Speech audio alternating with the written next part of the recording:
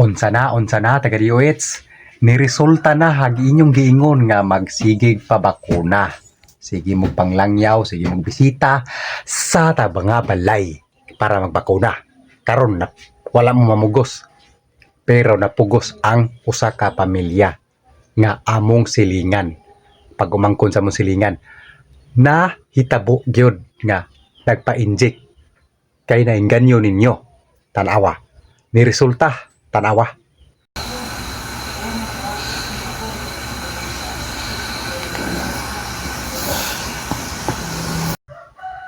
Kihilantan og na ospital gyud siya wa kagwanta.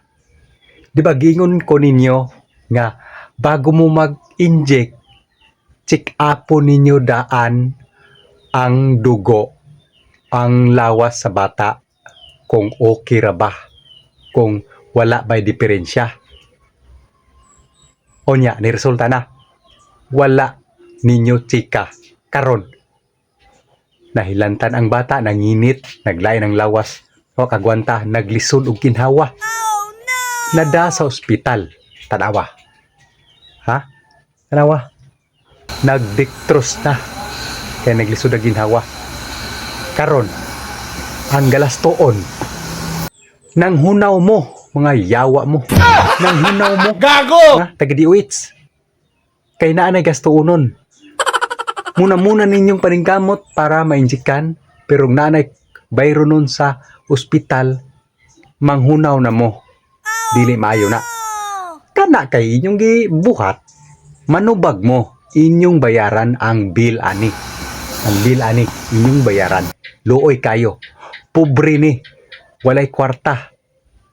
Maningkamot ra sila para makakaon, matag adlaw. Unya, ingani ora ninyo nga inyong paningkamutan nga magpa-inject sa inyong tambal unya. Ug naay mga gastaunon og magdisgrasya. Isilikway na. Mga salbahis.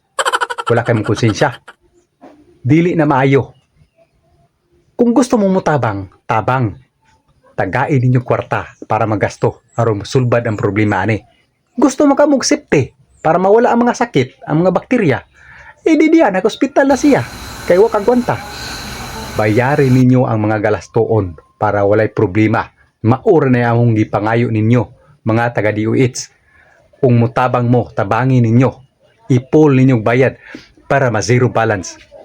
Kung sa'y mga kulangon, kulang ani nga itambal o ihapak ani nga na hospital. Ha? Panawagan sa mga tao nga magpa-inject sa mga bata ninyo. Ayaw na doon pa-inject. Kaya dili mo tabangan o madisgrasya ang inyong mga anak. Period. Ipakatap ni sa mga katauhan. I-share ninyo ang video para ma-aware ang mga tao. Kaya og madisgrasya ang inyong mga anak. Gikan pa ka mas ma-inject. Manghunaw na sila. Dili nila bayaran ang inyong bill sa ospital.